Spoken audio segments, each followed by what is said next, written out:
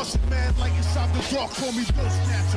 Just the brother for the rapture. I hang live, holding on strong, hard to capture. Extravagant, resurrect the track and it's militant. And I react like a garden and start killing. It's manifesting. The God's work like appliances, dealing in my sight like a lot. Yo, what's going on, everybody? It's your boy Naruto Explain here, bringing you guys another discussion for Boruto Naruto Next Generations, the anime. And for those of you guys who are not caught up with the Boruto anime, I highly recommend getting caught up because this transition arc for the Chunin exams right now is getting off to a really good start. And this next week's episode has some potential depending on where they go from the narrative intent. So with all that being said, if you're still here, I'm assuming that you're all caught up with the anime, so let's go ahead and get into the actual discussion. So I want to talk to you guys about this Iwabe versus Wasabi battle that's going to be happening in the next Boruto anime episode. And I'm here to tell you that upon first glance, this seems like this might be a matchup that you look at and you say, this doesn't make any sense. Like, this is a terrible matchup. However, when you look at the stats and the skill set for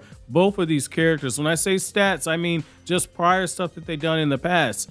I have to say, this has really great potential, and I'm calling it right now. I do believe that Wasabi is going to be the one that wins the matchup and gets that Chunin promotion. From a narrative perspective, it really feels like everything's being pushed to the center for her just based off of the promotional spoilers that we got for the anime episode about the fact that her clan is basically a clan of screw-ups, and one of the themes about Naruto is basically walking your own path. So it's one of those things where I feel like they're going to cash that in. I think that Iwabe is going to be fighting against Wasabi. Wasabi's going to use that cat cloak jutsu, and she's going to run into some of her limits. She's going to have some of those stamina issues, and Wasabi is going to be caught off guard by Iwabe. Iwabe already had impressive taijutsu stats and physical skill set anyway, because in the academy arc, one of the things they pointed out is that when it comes to all the physical aspects and the combat aspects, he was near the top of the class. So that doesn't seem too crazy that Iwabe is just dominating in the matchup. And then you have the moment where Wasabi, we get the whole flashback with her and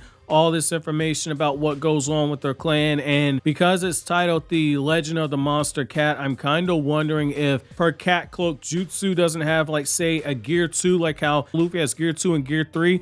I'm kind of wondering if that cat cloak jutsu, part of the reason why her stamina just gets eaten up very quickly from it, is because she hasn't fully mastered it. And if she doesn't basically get that shonen power up mid-fight, I think that that's what they're angling this for. And I think that this makes more sense from a narrative perspective, because I think that Dinky's going to be the one that gets promoted to Chunin, and it wouldn't make sense for Dinky and Iwabe on the same team during the same Chunin exams to get promoted at the same time. I think that from a storytelling perspective and a character interaction perspective, you're putting way more pressure on Metal Lee, unless you're going to do that as a way to have Metal Lee get over that fear that he has of when people are watching him. Unless you're going to do that, I think that Dinky being promoted is the one that makes the most sense, and then you just do a time skip promotion for Iwabe and Metal Lee. I think that that makes more sense there. Now, the way I see this fight really playing out is I think that Wasabi is going to give Iwabe a little bit of a run for his money early on. I think that as her stamina starts running out, because she's going to be trying to speed blitz him, because that cat cloak jutsu gives you a huge speed amp. That's part of the reason why I said I wanted her to fight against Sarada, because I thought that if they took advantage of the whole training aspect, they could write something in there to where her speed is moving faster than Sarada's Sharingan would be able to track. I think that if you do this here with Iwabe and you have her just zipping all around the arena as she's fighting him, and then Iwabe shows some pretty impressive Earth Release Jutsu, maybe he's able to show a little bit of intellect and pop up a mud wall jutsu and she slams into it right when she's starting to run out of the stamina. You have some opportunities here. Iwabe's more so that character that fights up close and personal, so because he doesn't have those speed reactions like that, I think that this plays into Wasabi's hand. I think that just as Inojin gets overconfident, I think that with Iwabe, once he realizes that she's beating herself up, Iwabe is going to cost himself the match by basically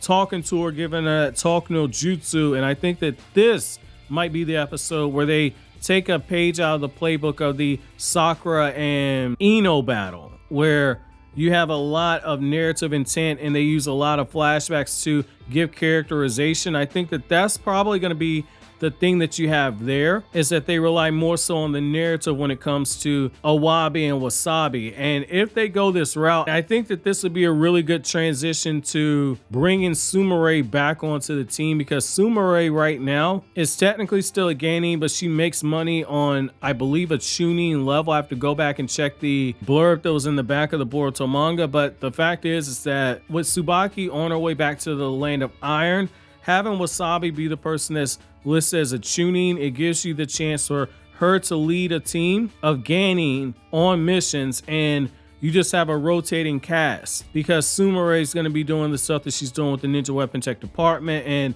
with another character that's in the series, so you could kind of play with it there. Now, the other side of it too is I feel like having that flashback gives us more investment in that character, and I think that that's the one reason why a lot of people do not like her character, is she just doesn't give you a reason to root for. I feel like this flashback is that opportunity that they have to try to start the process of turning her into a likable character.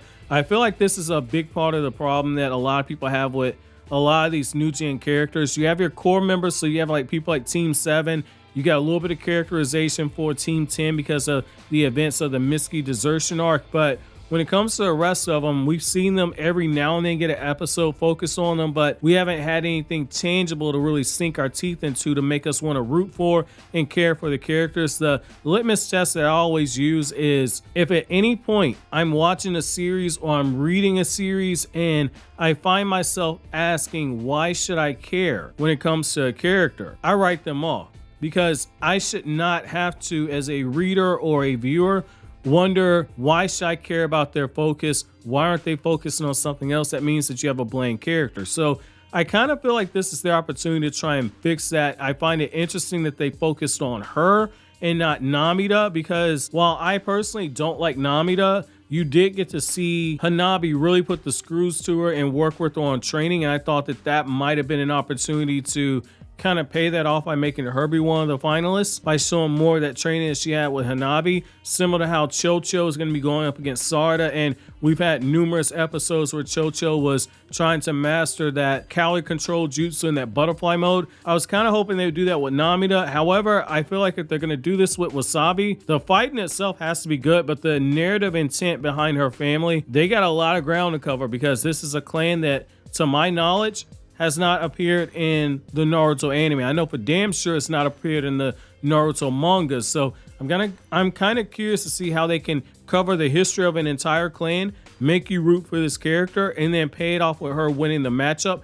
So what I want to know from you guys is, on a scale from 1 to 10, how likely do you think it is that Wasabi wins? And between Iwabe and Wasabi, which one do you think is better suited to be Chunin? Let me know down in the comment section below. But as always, guys, if you like anything I had to say, don't forget to comment, rate, subscribe, and share. Thank you so much for watching to the end.